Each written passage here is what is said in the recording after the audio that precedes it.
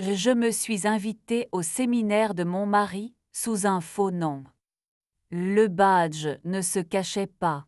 Je l'ai trouvé au fond du sac de sport de Lucas, coincé sous une serviette Sumi Stratégie Chalet Doré Accès VIP. Et en petit, plus un, Clara D. Média, mon prénom n'avait pas été barré, il n'avait jamais figuré. Rough site, a dit Lucas au petit déjeuner. Atelier, nuit là au retour demain. Il a embrassé ma joue avec la politesse fonctionnelle des semaines trop pleines. Je n'ai rien demandé. J'ai mis le badge dans ma poche comme on range une preuve dont on n'a pas encore décidé la phrase. Je m'appelle Anaïs. Je tiens un petit studio de mise en page. Je donne des bords aux idées des autres. À force d'ajuster des marges, j'ai du mal avec ce qui déborde à la maison. Depuis quelques mois, notre couple écrivait court, sans aparté ni notes au bas des pages. À 16 heures, j'ai pris le train pour la montagne. La navette a grimpé en lacet jusqu'au chalet doré, façade miel, baie vitrée, réceptionniste au sourire calibré. Non, s'il vous plaît, j'ai regardé mes mains. Hélène Martin. La phrase avait l'aisance d'un pseudonyme souvent pratiqué. On m'a donné un badge intervenante pour un atelier design narratif. Ça m'a presque fait rire, j'allais enseigner la clarté sous un faux nom. Au bar, une photographe en combinaison noire commandait un thé. Tu as l'air de chercher de l'oxygène, raté, elle dit sans insister. Meya, je shoote l'événement.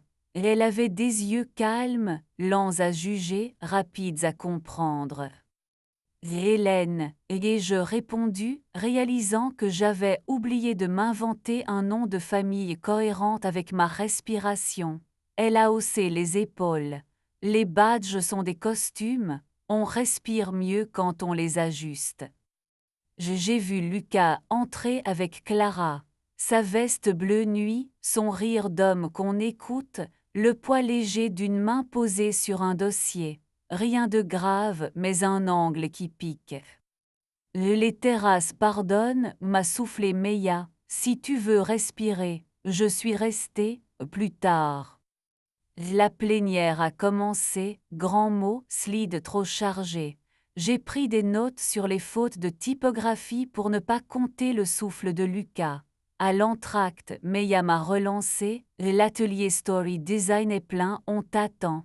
Tu vas te cacher ou briller, briller à bas volume, et je dis. Dans un salon latéral, une dizaine de badges, des postes et un coordinateur soulagé de me voir. J'ai parlé de narration utile, la différence entre anecdote et arc, ce que le public pardonne, ce qu'il n'oublie jamais. Ma voix a retrouvé sa fonction, un outil, pas une alarme. Clara est entrée à la fin, s'est appuyée contre l'embrasure à écouter. Son regard n'était pas hostile, c'était un maître. En sortant, elle s'est présentée, Clara sans me reconnaître. Merci pour la clarté.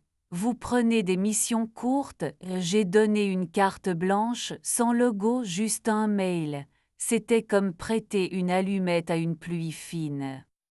Le dîner a rempli la grande salle. Je me suis assise près d'une fenêtre, les montagnes mâchaient le noir. Lucas est passé sans me voir. Les rires de sa table montaient droit. Je n'étais pas jalouse, j'avais besoin d'air par 23 degrés. Viens, a dit Meya, dehors l'altitude rangeait les phrases par taille. Il t'aime. Oui, mais administrativement ces temps-ci. Et moi je l'aime en horaire. Il y a des minutes où je résigne, d'autres où je réduis notre contrat à une page. Zmeya a souri sans gaieté. Quand je photographie des couples, je vois un truc, les meilleurs n'ont pas moins de zones floues, ils ont un protocole. Tu parles comme un hôpital. Et un protocole, ça dit quoi faire avant que ça saigne. Toi, ce soir, tu veux quoi? Preuve et vengeance, netteté. En invitation, et jeudi, le mot a stabilisé l'air. Qu'ils disent vient dans cette pièce de ma vie, pas tu n'avais qu'à deviner. La porte s'est ouverte, Lucas seul nous a vus, son visage a rangé plusieurs émotions en silence. Bonsoir, a-t-il dit, on se connaît. Ça dépend, ai-je répondu. Tu cherches Hélène ou Anaïs? Anaïs, a-t-il choisi sans sourire, sans fuite. Meia s'est écartée. Nous sommes restés face à la montagne et à nos vieilles habitudes. Pourquoi plus un Clara, ai-je demandé. Parce que le CFO voulait une interlocutrice média, parce que Clara gère la captation, parce que j'ai pensé que tu t'en ficherais. J'ai cru que si ce n'était pas contre toi, ça n'avait rien à voir avec toi. Il a frotté ses pommes.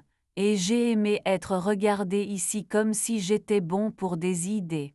J'ai oublié de t'inviter là où ça me réveillait. Il y a quelque chose qui casserait tout si tu le disais. Non, a-t-il répondu trop vite, puis plus bas, non, il n'y a pas autre chose. Il y a du manque, le tien, le mien. J'ai posé mes doigts sur la rambarde froide.